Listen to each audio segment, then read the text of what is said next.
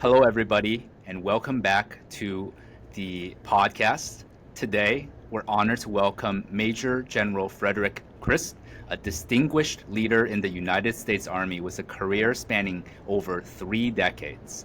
Born in Yokosuka, Japan, raised in Reading, Pennsylvania, General Crist began his military journey in 1989 as an enlisted Stinger missile gunner in the Pennsylvania Army National Guard and subsequently a graduate of Penn State University. He has commissioned as a second lieutenant in the infantry in 1994, and over the years, he's commanded at every level, including serving as the commanding general of the 19th Expeditionary Sustainment Command, as the 32nd Chief of Transportation. His leadership spans global assignments from Afghanistan to Germany, critical roles in organizations like U.S. Transcom and the 82nd Airborne Division. A lifelong learner, General Crist has advanced degrees in military studies and administration, and he is a graduate of prestigious programs like the MIT Army War College Fellowship. His decorations include the Defense Superior Service Medal, Legion of Merit, and Bronze Star Medal, among many others. With a wealth of experience in logistics, transportation, and leadership, General Crist brings incredible insights to today's podcast episode. Today, we'll be discussing his responsibilities overseeing the logistics of the Combined Forces Command, the United Nations Command, and U.S. forces in Korea. Welcome, General. William, thanks a lot, and I appreciate you having me today. For our audience, I think the most important and of course the most important scenario we have to talk about, of course, is what is the role of logistics in a conflict scenario on the Korean Peninsula itself. So what is logistics strategy and conflict preparations? Perhaps you can go through what does that look like? What does logistics look like when it is to support U.S. and allied forces in the event of a conflict on the peninsula? Well, as you started off, I'm actually assigned to the Tri-Command, to the United Nations Command, to the U.S. Forces Korea, and to the Combined Forces Command. And so, as part of the Tri-Command, I'm the U4 for the UN Command, the J4 for all the U.S. Joint Force side, and then I become the Deputy C4 for the Combined Forces. And my responsibility and the responsibility for my shop is really to posture to the theater to be able to conduct sustainment operations in armistice, so day-to-day sustainment operations that our components are performing, and then also to be able to transition very quickly from armistice to conflict.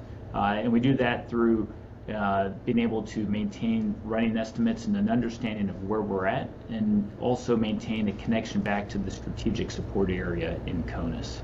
Mm-hmm. For our listeners who are a combination of perhaps those in military service themselves, young career officers, cadets like myself, among many others, as well as potentially civilians who are interested in, of course, this very important topic, and some who are not familiar with necessarily some military terminology. So if there's any specific acronyms, definitely let the audience know perhaps what those are, especially those who might not be familiar. But, as you mentioned, with Tri-Command, with all these, what would be kind of in your mind, the main logistical challenges you would anticipate in the event of a conflict, and how would you overcome those challenges? So I really think that the main logistical challenge that we'll face on the Korean Peninsula at time of conflict is overcoming the vast distance between the continental United States and the Korean Peninsula in order to be able to flow forces, material, and commodities through a contested environment here in a timely manner. We are always considering those challenges, and so that really focuses our activities over the course of the year, where we spend time rehearsing the reinforcement of the peninsula through exercises that are held at a collective operational level, as well as tactical training at the unit level. And so thinking through how to move a joint force through a contested environment to get here in time is probably one of our biggest challenges that I think we're going to be facing. Yeah, Absolutely. And I think our audience, many of whom, of course, understand the role of the ROK, as well as United States forces, but some may not be aware that, of course, this is a joint command of the United Nations that took place in 1950 and so on. And so it continues to be that force sense. What does that composition of this, joint command look like? How many nations are a part of it? How many languages or, stakeholders do you have to coordinate with on these logistical issues, perhaps? I think it's really fascinating. And so what really brings us here, like you said, is the United Nations Command. And so the United Nations Command is composed of 18 member nations.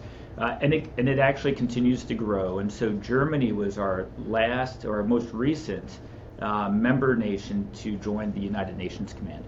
And so during the war, the United Nations Command was actually the warfighting command and the operational command. And today, the UN Command is really the command that is overseeing the armistice along the demilitarized zone. The U.S. Forces Korea is the command that command and controls all the U.S. forces on the peninsula. And so if the UN Command is the command that brings our nation here as a mutual treaty ally for the defense of the homelands, not just the Korean Peninsula, but also the United States sees the defense of the United States, interest in defense of the United States by our presence here on the peninsula as well. We have a U.S. Joint Force Headquarters to be able to command and control each of our service components, the Army, Navy, Air Force, Marines, and the Space Force. And then we also have the Combined Forces Command, which is at time of war will be led by a U.S. four-star general, and all the U.S. forces, any UN member nations that contribute any forces to the fight will fall underneath the CFC, and then all the ROC forces also become operational under the operational control of the Combined Forces Command commander. And so when you talk about language in communication in that environment, it is something that we work through all the time. Of course, there's the Hangul English work that we're working through all the time. But then when you have 18 member nations and 18 different languages that come to this, well, not all 18 different languages. There's some English-speaking languages in there as well. But English in the UN Command is the foundational language that we all work off of.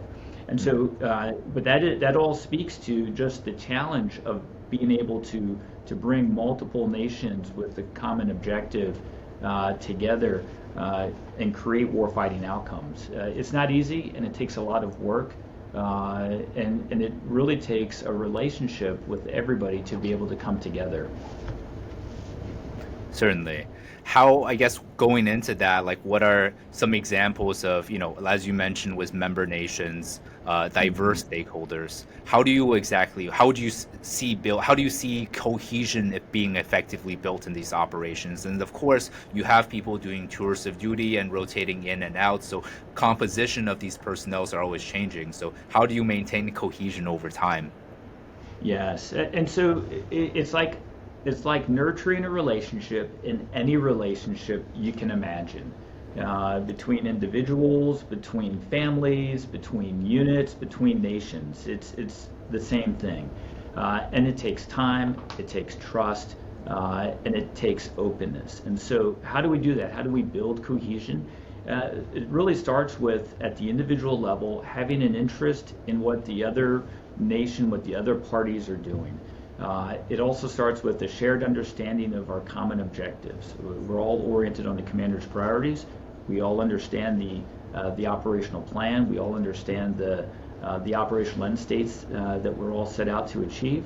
And then we work throughout the year. We have a battle rhythm that drives engagements. We have standard processes where we all fall in on, because there's constant rotation of individuals. And so we fall in on standard processes so that we can quickly integrate people onto the team. And then we have an exercise design that allows us to be able to come together and train at the small unit level, a larger collective level, and then twice a year we do combined command post exercises with the the ROC Joint Force and the U.S. forces to be able to practice together. And once we are exercising together, we build confidence in one another, and that confidence then begets trust, and then we just keep repeating that over and over again. Absolutely. And over again is as it goes since, the 1950s. So over 7 decades now, in which case the United States has had a presence and the UN has had a presence on the peninsula. And you yourself have had a storied career over 3 decades. You've seen a lot of the changes. As you mentioned, you were in Germany and Afghanistan working with the diversity of allied stakeholders. Perhaps both from your previous experiences as well as your current experience here, what have you seen as like major changes in these kind of multinational commands over time, whether it's technology, innovation processes in relation to logistics and the wider operational effectiveness of our armed forces as well as the UN armed forces? Yeah, I think it really starts with this acknowledgement that no nation fights and wins alone, that any major conflict is going to involve partners and allies in order to be successful. And so that sort of is the start point with it all. I think the other thing too is that I see here in Korea is an acknowledgement of a real and healthy codependency between the U.S. and the ROC forces, the Republic of Korea forces. And so there are capabilities on both sides. There's redundancies, of course, and then there's areas where we complement one another, where we rely on ROC capabilities, and I think ROC relies on U.S. capabilities. And I think when we see that, we're able to come together and train together and be more successful as an alliance when time comes. And not only does that help with warfighting outcomes, but it also has a strong deterrent value for adversaries in the region as well. Absolutely. Well, let's also talk about how technology plays a role in optimizing logistics operations and how it contributes and supports overall mission readiness. How does technology really like impact logistics on the Korean Peninsula? What are some sort of new systems perhaps that you can share publicly that have really boosted what we might see in terms of capabilities versus even a decade ago? I think where technology in the sustainment space is really helping us is where we're able to bring various disparate sustainment databases together to be able to build a shared common operating picture of our current capabilities as well as our requirements that we understand through the operation, and then be able to see consumption in an almost real-time space.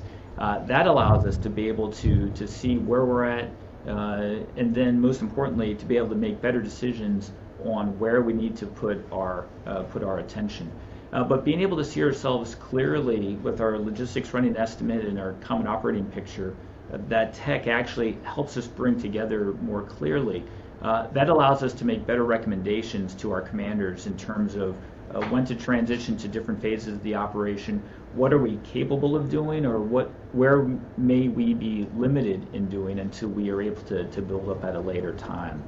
And so I think tech allows us to be able to see those insights a little quicker, whereas before we would have to spend a lot of man hours to be able to aggregate all this data manually. Absolutely. Well, I wanted to bring maybe a more practical example of logistics and sustainment in kind of a transportation scenario. Within the military space, veterans, there is a common meme that is joked around that there was a picture of a Burger King mobile Burger King shop, I believe, being offloaded off of a plane. And the joke was like, other countries are worried about food and supplies, and you have the United States being able to airlift a mobile Burger King anywhere around the world. And they're not a sponsor, of course, of this podcast. But can you run us through kind of in your mind and for our audience, what would that look like to get that from the home front in the United States over to South Korea or perhaps any other theater of potential conflict to get that Burger King to that place?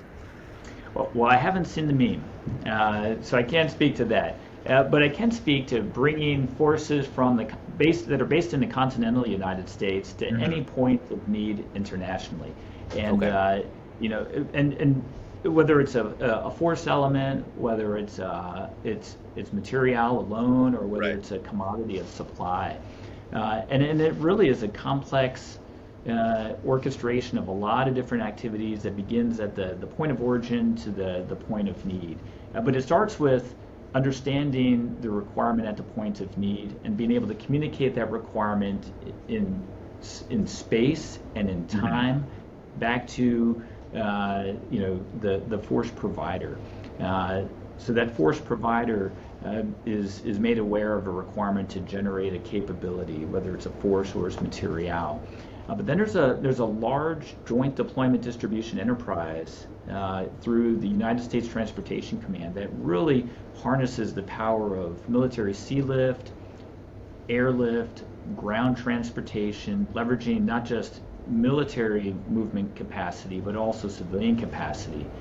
And so readiness at the fort then gets translated into really potential energy, right? And it is put onto a conveyance, synchronized through space, and really when you start thinking of movement through multiple layers, there's a protection piece of this to be able to protect it across the deployment continuum.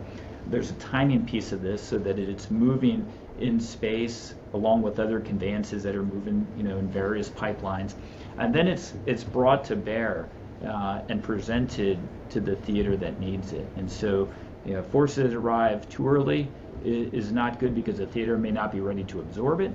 Forces that arrive late is not good because it's late to the point of need. And so arrival when required is what's needed, and then that theater has to be ready to receive it and integrate it into where it's got to go. And so now we're talking about another series of synchronization steps. And in the military, we have an acronym called RSOI: reception, staging, onward movement, and integration. And so the theater is prepared to receive that force, whether it's by airlift or by sea lift. We receive it. The equipment and personnel are married together in a staging operation, so now you have an actual coherent force element that can be put into the fight. But it's not going to fight at the port of debarkation. It's got to be onward moved to an area where it can be integrated with other forces, and then integrated also into a commander, into a command structure, so it can be given instructions, and then it's integrated into the fight. And here in the Korean Peninsula, it's integrated into a combined force structure. And so when we come together as a combined forces command, we have a U.S. four-star general who is the combined forces command commander, but his component commanders, whether it's ground or maritime or air, are a combination of senior ROC or senior U.S. commanders. And so those force elements are integrated in those underneath those component commands, and then employed by the combined forces command.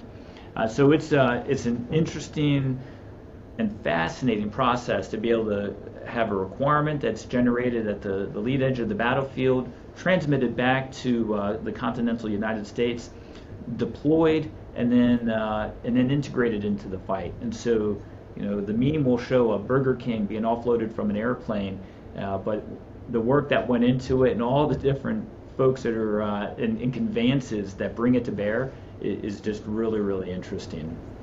Absolutely.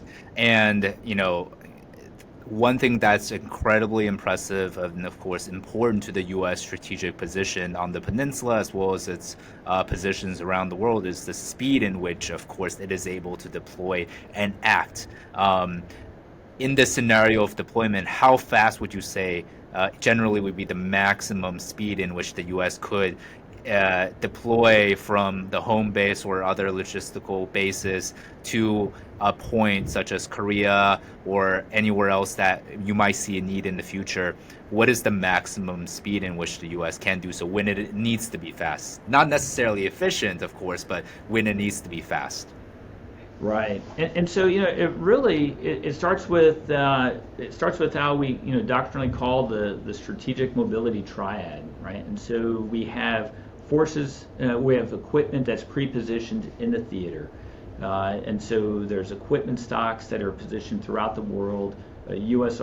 equipment stocks that are ready for forces to fall in on, and then the other two legs of the triad are strategic air mobility and strategic sea lift. And so when we deploy forces from the continental United States to anywhere globally,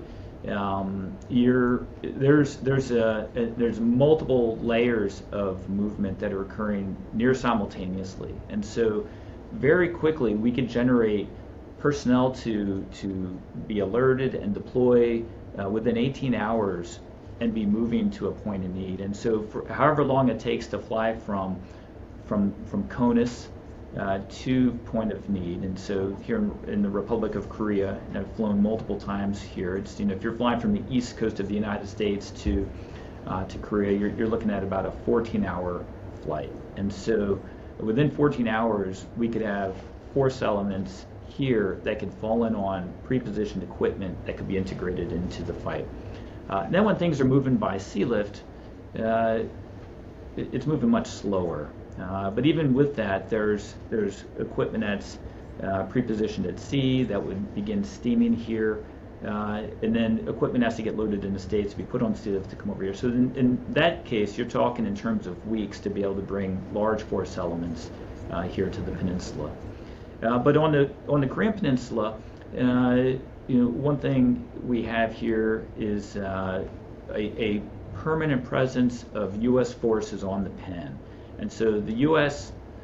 Joint Force maintains a force of about 28,500 soldiers, sailors, airmen, Marines, and Guardians here on any point in time.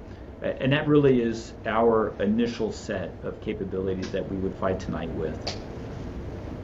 Absolutely. Well, that brings us very naturally into this next segment, which is why is having a presence on the Korean Peninsula still so vital 70 years later? I think there's been, the U.S. has been around the world. It has had a presence in a lot of different areas. We have it in Japan. We have it in Germany as well.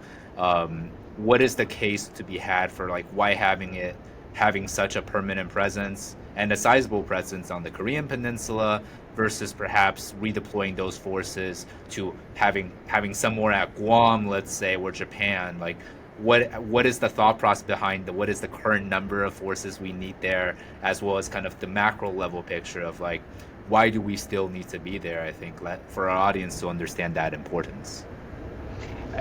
So I think that answer starts in the current security posture of the Korean Peninsula. And so in 1953, there was a signing of an armistice that temporarily brought hostilities to an end, but did not culminate in an actual treaty of peace that ended hostilities. And so we're currently still in a state of that armistice. So that's the first thing. The second thing is, we're a treaty ally with the Republic of Korea, and so we have committed ourselves to the defense of this homeland, and it's not just against the defense against North Korea, but any adversary that would threaten the Republic of Korea. But as we look at regional adversary capabilities, they now have the capability of threatening the continental United States. So our presence on the Korean Peninsula not only is for the defense of this homeland, but we clearly see that it's also for the defense of our homeland as well. And so the presence of a U.S. service member on the peninsula is one, a demonstration of our commitment to that defense, but it also sends a strong message of commitment to our allies and partners in the region. And then lastly, The forces that we have in the Republic of Korea are forces that are in Asia, that are here today, west of the international date line, and postured not only to support the defense of the Korean Peninsula, but really to be able to deter aggression throughout the Indo-Pacific AOR. Absolutely. And towards that response, how have you ensured that logistical operations, especially, are staying flexible and capable of responding both perhaps to military operations as well as humanitarian options if needed? Has that been the case where the forces have been deployed for other missions as well in the region? Yes, and so being able to maintain a certain amount of flexibility to be able to respond to any humanitarian requirement, but definitely to be prepared to respond to a hostile act and be able to quickly transition to conflict really begins with a solid understanding of the operational requirements. And so all of us on the ROC side and on the U.S. side, all of us sustainers are first oriented on the operational plan so that we know what it is that is expected to be done operationally in the warfight. And then the next thing is it includes an understanding of the threats as well as operational activities that are going on day to day. And then lastly, being able to see ourselves, maintaining the running estimate of what's needed, what do we have on hand, what is due in, and where do we stand. So if you understand the mission, you understand your threat, you understand your requirement, and you understand where you stand, you maintain a flexible posture to be able to support both humanitarian requirements as well as be able to transition very, very quickly to hostilities. Absolutely. Well, from your diverse background and experience across the globe, I wanted to dive a little bit into actually your career, your journey in the Army, and what ultimately drew you into logistics and your journey to bring you here to South Korea. You started off in enlisted position, and then you went on, of course, to attend university and then become a lieutenant. And then you chose to, of course, be in the infantry to start, and then your subsequent careers, various positions. What kind of, for yourself and to share with the audience, what first drew you to that career in the military as the option? In our day and age, a lot of younger people now are, switching jobs every 2 or 3 years usually to a different job at a different firm, or even less than 2 years perhaps. But your commitment, of course, is 3 decades of service for a single organization. So what first drew you to kind of serving within the institution of the United States Army and the U.S. Armed Forces? And perhaps specifically what position, your journey to each individual position, perhaps some positions that really were kind of your career highlights. Well, it's always interesting to review the tapes in reverse and see just what brought you here. And I would start by saying that I never set out on having a career or a profession in the military. My father was an enlisted boatswain's mate, and through him, I always had an interest in some form of service to the community. And when I was younger, I didn't really know what that would be. In school, I always aspired to be a police officer, or I wanted to become a Pennsylvania state trooper at one point. But then I discovered the Pennsylvania Army National Guard in a local air defense battery in my hometown. And so I thought that would give me an opportunity to be able to serve as well as pursue a civilian life and be able to contribute and do other things. And so over the course of my training with the Pennsylvania Guard as a junior enlisted soldier, and then going through university, what I found was I really enjoyed the Army, and I really enjoyed the training and the opportunities that it promised. And so, while going through Army ROTC at Penn State University, I sought to go on active duty to be able to pursue this line of work for a couple of years. So I always had two North Star principles to be able to guide me when it came to the Army. And one was keep serving until I stop having fun, and do things that one day I'll be able to tell really good stories to my children. And so that's what guided me on the different things that I would be able to do. And so starting off, it was about adventure, it was about service, it was about doing something really interesting. And then over the course of time, as a captain, becoming a company commander and being responsible, deeply responsible with real authorities and responsibility and accountability as a company commander for soldiers, for their training, for their well-being, you begin getting a deeper sense of commitment to the service. And so at each grade, I was provided additional responsibilities and really different opportunities to explore and expand skill sets. So that it was just always interesting. And you say, and it's accurate. I've served for 30 years, but I haven't served any one place or doing any one thing for 30 years. It's really been 30 years of multiple assignments and multiple adventures and multiple challenges that really has made it very interesting. And so what started off as just doing something interesting led to feeling a sense of commitment and connection and responsibility for other people and a mission bigger than myself. And then it grew into greater responsibility and authority. And then it also, as I grew a family, provided us more opportunities to explore the world. And so, my family and I, we've lived in Europe, between Italy and Germany. Now we're living here in the Republic of Korea.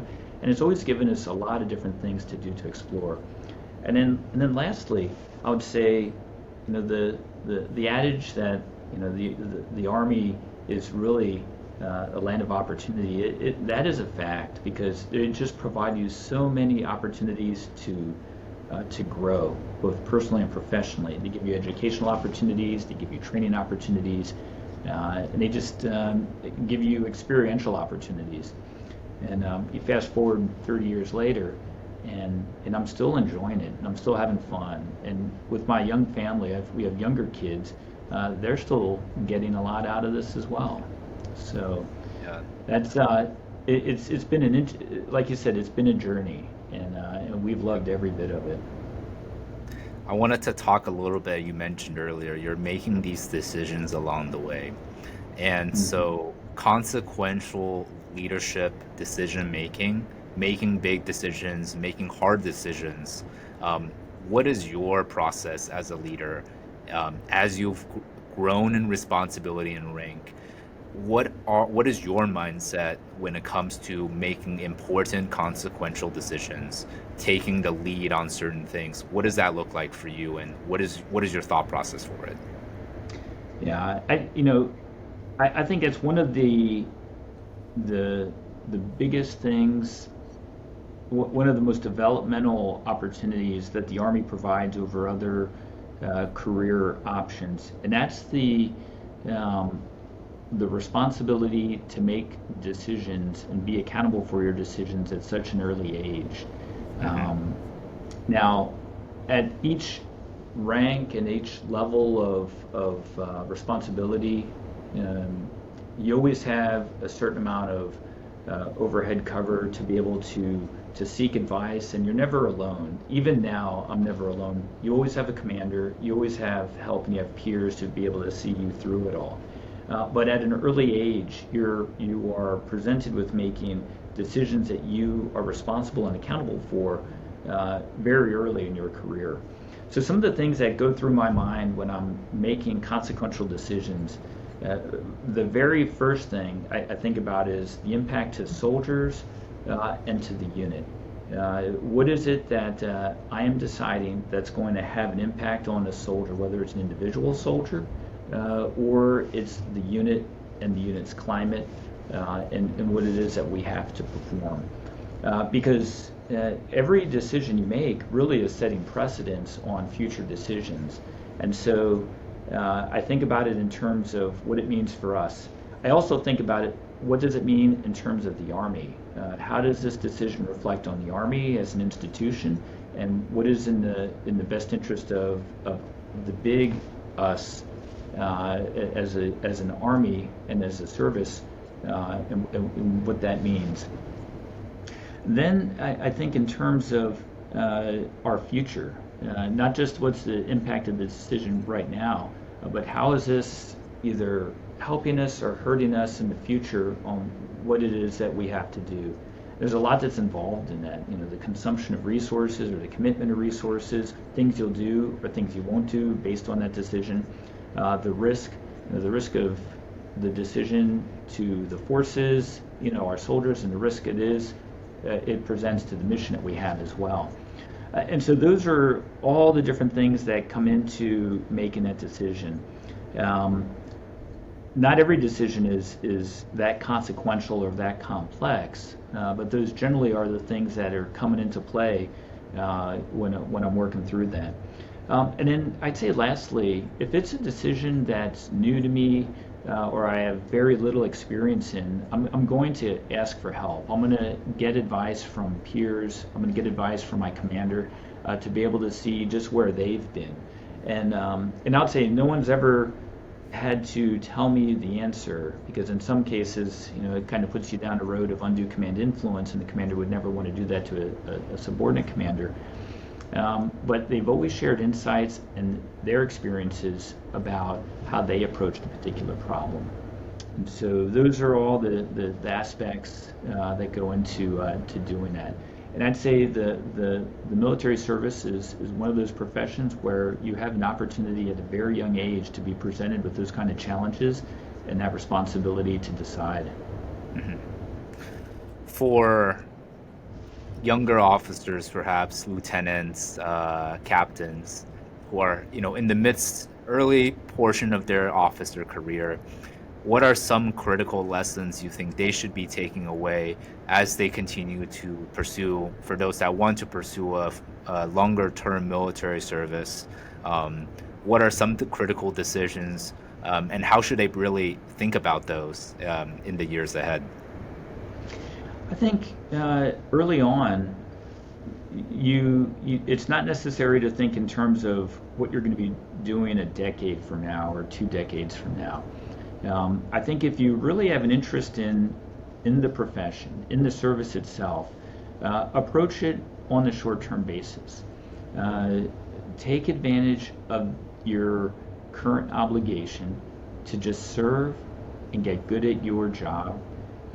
Use that time to be able to grow individually, whether it's in a particular location you're living in or the particular type of unit you're serving in. But don't worry about doing something. Don't worry that when you're doing something now that it's going to be what you're going to be doing 20 years from now. Don't take too long of a horizon, because it'll paralyze you in terms of whether you want to commit to it or not. Just take it for what it is. You have a current obligation. Learn from it, grow from it, and look for opportunities to continue growing. I would also say, in that period of time, challenge yourself intellectually and physically, so that you can see just what you're made of. Volunteer for schools, volunteer for challenges, and put yourself out there, because you'll never fail in the Army. There'll always be opportunities to bounce back. You may not pass the school your first go, but there's always an opportunity to be able to come back.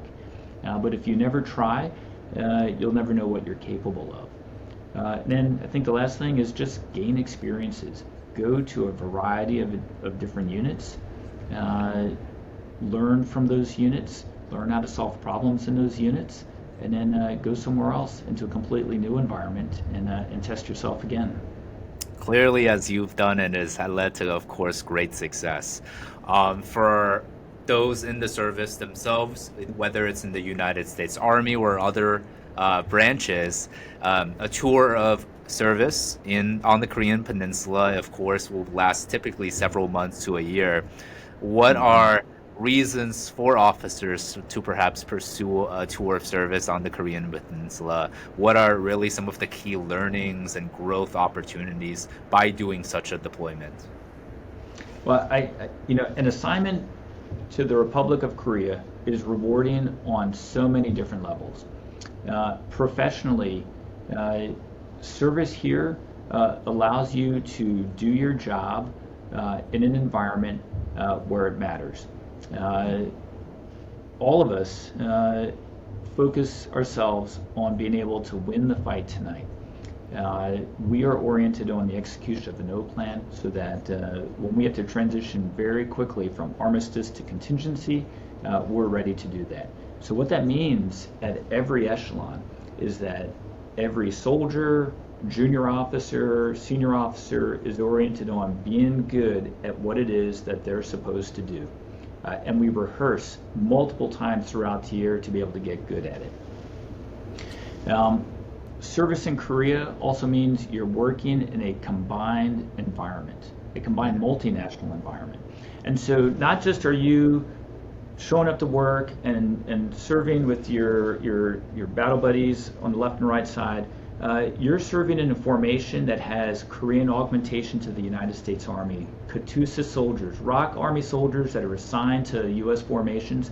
You're working alongside ROC Army, ROC Navy, Air Force, Marine forces every day.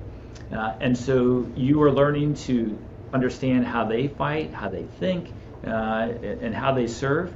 And then you just get better at it because you're constantly thinking about how you apply your trade in a real wartime environment. So all your training is with a sense of purpose, and that purpose is be able to win the fight tonight. And then just personally, in Korea, it is one of the most fantastic places to live. I am living here with my wife and 2 children, and we absolutely love it. We love the Korean people, we love the Korean food, we love the culture. We think it's a safe environment to raise a family in. I find the